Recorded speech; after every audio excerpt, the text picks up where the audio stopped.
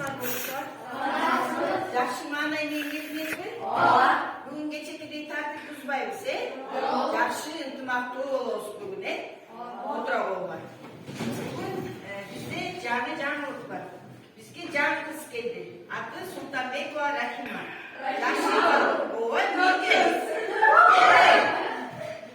Qarachi bo'ladi. Chavabmi? Kelavera, o'tirib olmay. Nurg'azi, qayoqqa ketding endi? O'tirib ol.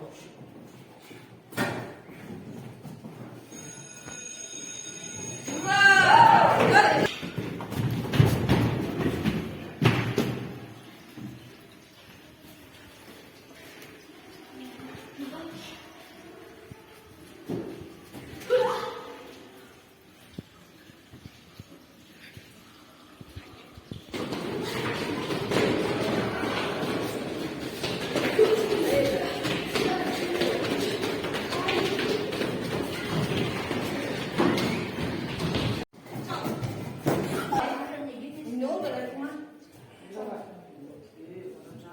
Kızlar, ballar, şunçalık bu kızın okuğun temeli belli de. İnşallah,